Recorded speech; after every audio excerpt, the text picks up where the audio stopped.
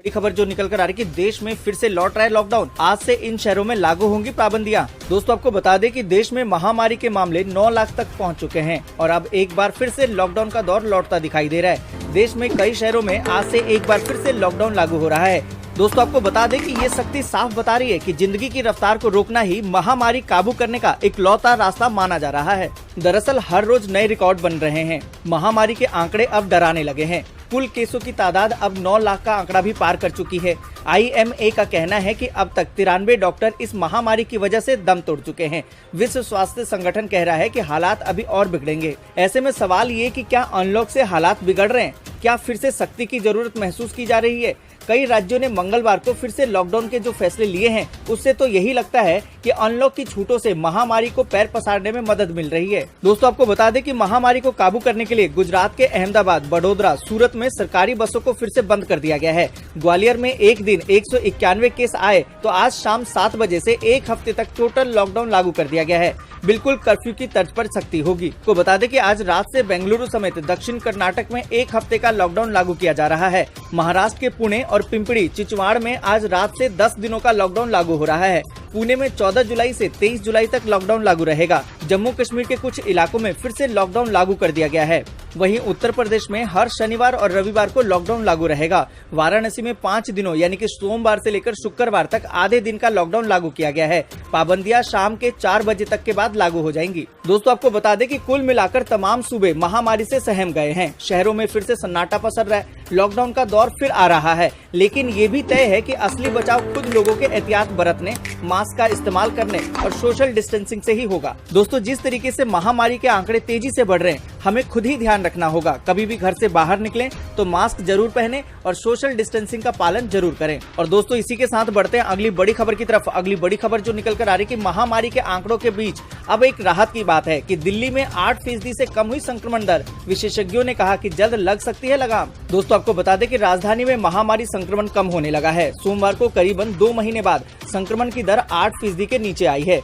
साथ ही बीते एक सप्ताह से पॉजिटिविटी रेट भी 10% के नीचे बना हुआ है। विशेषज्ञों का कहना है यदि यही स्थिति लंबे समय तक बनी रहती है तो दिल्ली में संक्रमण पर लगाम लग सकता है। दोस्तों आपको बता दें कि दिल्ली स्वास्थ्य विभाग के मुताबिक सोमवार को 21,236 लोगों के जांच में संक्रमण के 1,573 मामले आए थे। इस हिसाब से संक्रमण दर अब तक 7.5% है।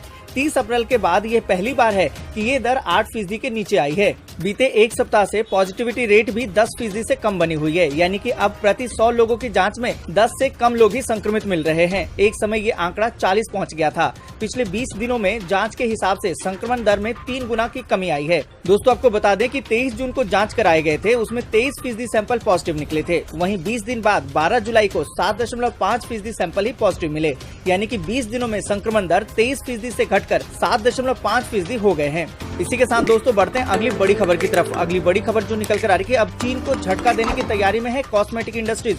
हर्बल प्रोडक्ट के बढ़ते चलन से इस तरह बदल सकती है तस्वीर। दोस्तों आपको बता दें कि कॉस्मेटिक इंडस्ट्री ने चीन से आयात होने वाले कच्चे माल को लेकर भले ही अभी तक कोई नीतिगत निर्णय नहीं लिया है, लेकिन महामारी काल में उत्तराखंड और हिमाचल प्रदेश के भीतर चीन का बाजार सिमटा हुआ है। कॉस्मेटिक प्रोडक्ट का केमिकल ही नहीं बल्कि ready to use cosmetic product का भी करोड़ों रुपए का आयात प्रति वर्ष किया जाता है। ऐसे में भारत को आत्मनिर्भर बनाने के मकसद से कई उद्योगों ने अब अपने उत्पादों को कम कीमत पर बाजारों में उपलब्ध कराने की मुहिम शुरू कर दी है। उत्तराखंड और हिमाचल के औद्योगिक क्षेत्र में कई हर्बल कॉस्मेटिक प्रोडक्ट बनाने वाले उद्योग स्थापित हैं, जो अब बड़े स्तर पर ऐसे प्रोडक्ट का उत्पादन शुरू कर चुके हैं। इन हर्बल कॉस्मेटिक उत्पादों के सहारे विदेशी सामान को चुनौती देने का प्रयास किया जा रहा है।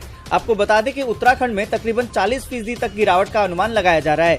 राज्य की 227 कॉस्मेटिक इकाइयों में चीन का कारोबार सालाना करीबन 1200 करोड़ रुपए का था। हर्बल कॉस्मेटिक के बढ़ते चलन को देखकर चीन को और झटका लग सकता है। प्रदेश की इकाइयों में प्रतिवर्ष करीबन 2400 क्विंटल कच्चे माल की खपत है। और दोस्तों इसी के साथ बढ़ते हैं अगली बड़ी खबर की तरफ। अगली बड़ी खबर जो निकल कर आ रही है कि प्रधानमंत्री फसल बीमा योजना को लेकर सरकार की बड़ी तैयारी, किसानों को ज्यादा फायदा पहुंचाने का बना प्लान। दोस्तों आपको बता दें कि प्रधानमंत्री फसल बीमा योजना का फायदा किसानों को कितना मिल रहा है और इस योजना का क्या असर है, इसका पता लगाने के लिए केंद्र सरकार 2020-21 की रबी की फसल के बाद सर्वे करवाएगी। वहीं प्रधानमंत्री फसल बीमा योजना स्कीम का फायदा ज्यादा से ज्यादा किसानों तक पहुंचाने के लिए आधुनिक तकनीक के इस्तेमाल पर जोर दिया जाएगा। दोस्तों आपको बता दें कि किसानों की आय 2023 तक कितनी बढ़ जाएगी, इसका कैलकुलेशन करने के लिए भी आधुनिक तकनीक का इस्तेमाल किया जा रहा है।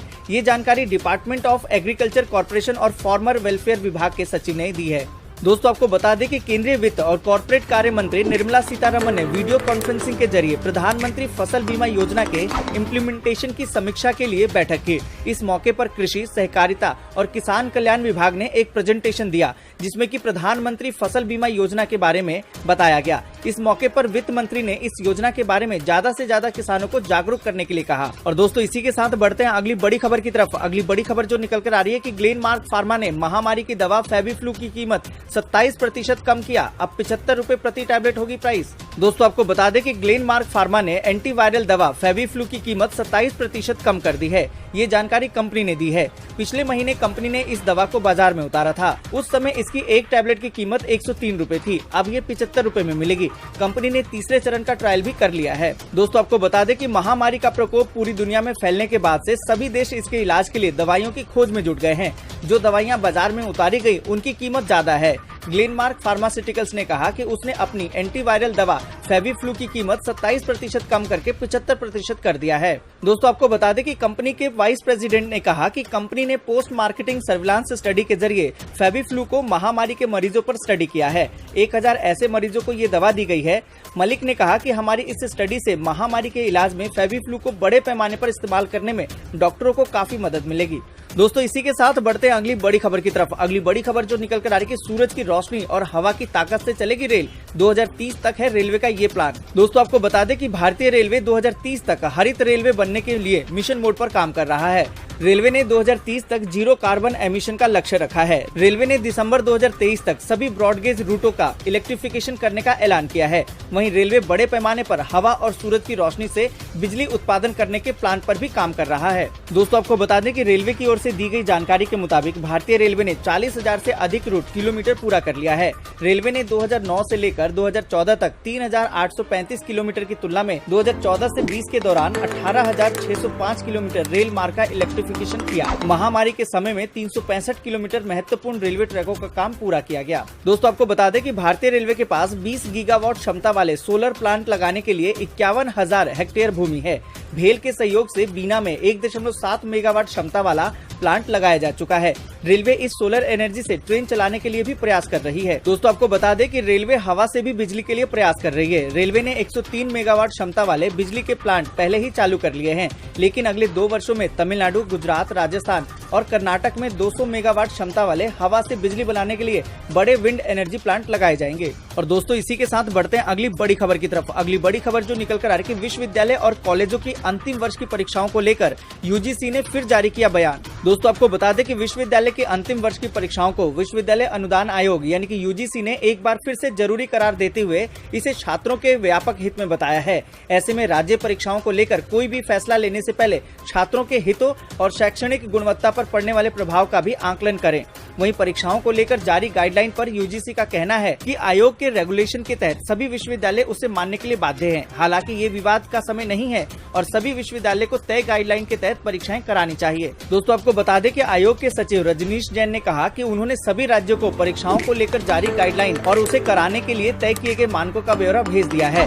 फिर भी यदि विश्वविद्यालयों को किसी भी मुद्दे को लेकर कोई भ्रम है तो वह संपर्क कर सकते हैं। उन्होंने कहा कि जहां तक परीक्षाओं की बात है तो महामारी संकट के चलते वे पहले से ही इसे लेकर विश्वविद्यालयों को काफी सहूलियतें दे चुके हैं। इसमें वह ऑनलाइन या ऑफलाइन किसी भी तरीके से करा सकते हैं, जिसमें वह ओपन बुक एग्जाम, MCQ यानी कि मल्टीपल चॉइस क्वेश्चन जैसे परीक्षा के तरीके भी अपना सकते हैं। दोस्तों इसी के साथ बढ़ते हैं आगे और जानते हैं मौसम के ताजा अपडेट को। यूपी में गरज चमक के साथ भारी बारिश की चेतावनी, जाने अपने राज्य का हाल। दोस्तों आपको बता दें कि मौसम विभाग ने पूर्वी यूपी में मंगलवार 14 जुलाई और बुधवार 15 जुलाई को कहीं भारी तो कहीं बहुत भारी बारिश की चेतावनी जारी की है।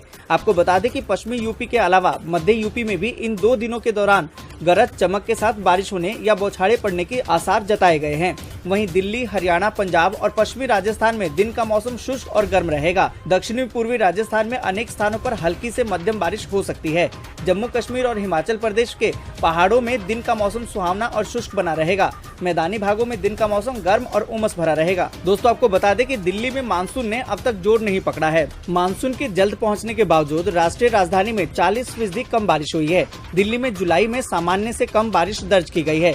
देश में मानसून के 1 जून को दस्तक देने के बाद से महानगर में 79.7 मिलीमीटर बारिश हुई है, जबकि सामान्य तौर पर 132.6 मिलीमीटर बारिश होती है। इस प्रकार 40% कम है। मानसून सामान्य तारीख से 2 दिन पहले 25 जून को दिल्ली पहुंचा। दोस्तों आपको बता दें कि मौसम विभाग के मुताबिक मानसून पश्चिमी तटीय में कोंकण गोवा से केरल की तरफ सक्रिय है। हिमाचल में बारिश को लेकर अलर्ट जारी किया गया है। मुंबई के अलावा अगले 24 घंटों में बिहार, उड़ीसा, पश्चिम बंगाल, सिक्किम, असम, तमिलनाडु और आंध्र प्रदेश के कुछ हिस्सों में भारी बारिश हो सकती है। साथ ही गुजरात में भी कुछ इलाकों में भारी बारिश हो सकती है। छत्तीसगढ़, मध्य प्रदेश, उत्तर प्रदेश, केरल, कर्नाटक में मानसून की रफ्तार सामान्य है। यहाँ मध्यम बारिश के आसार हैं। और दोस्तों इसी के साथ बढ़ते हैं अगली बड़ी खबर की तरफ। अगली बड़ी खबर जो निकल कर आ रही है, विरासत की हिफाजत के लिए संघर्ष कर रहे हैं तेजस्वी और चिराग, निर्णायक होगा विधानसभा चुनाव। दोस्तों आपको बता दें कि बिहार की राजनीति के 2 बड़े खिलाड़ियों के उत्तराधिकारी अपने पिता की विरासत को विस्तार देने की मुहिम में हैं। विधानसभा चुनाव दोनों के लिए निर्णायक साबित होने वाला है। कामयाब हुए तो खुला आसमान मिलेगा, चूक गए तो पिता की उम्मीदों को झटका लगना तय है। दोस्तों आपको बता दें कि राष्ट्रीय जनता दल यानी कि आरजेडी के भविष्य तेजस्वी यादव के पिता लालू प्रसाद यादव और लोक जनशक्ति पार्टी के प्रमुख चिराग पासवान के पिता रामविलास पासवान को जेपी आंदोलन की उपज माना जाता है। दोनों एक साथ पनपे और फैले। उनके पुत्रों के भी फैलने और पनपने का समय भी एक ही है। क्यारियां अलग अलग है, किंतु मिट्टी, मौसम और मुहूर्त में कोई फर्क नहीं है। राजनीति में आने और छाने के लिए न तो तेजस्वी को संघर्ष करना पड़ा और न ही चिराग को। पिता की पाठशाला से निकलकर सीधे कर्मशाला की ओर प्रस्थान कर गए। चिराग पहली बार 2014 में सांसद बने और तेजस्वी 2015 में विधायक और उप मुख्यमंत्री बने। दोनों लगभग हम उम्र हैं और अविवाहित हैं। राजनीति से पहले दोनों ही ग्लैमर की दुनिया में थे। तेजस्वी को क्रिकेट प्यारा था तो चिराग फिल्मों में किस्मत आजमा रहे थे। अब दोनों की राजनीति कश्मकश से गुजर रही है। वजूद आमने सामने है। दोस्तों आज के लिए बस इतना ही। वीडियो को लाइक और शेयर जरूर कर दें।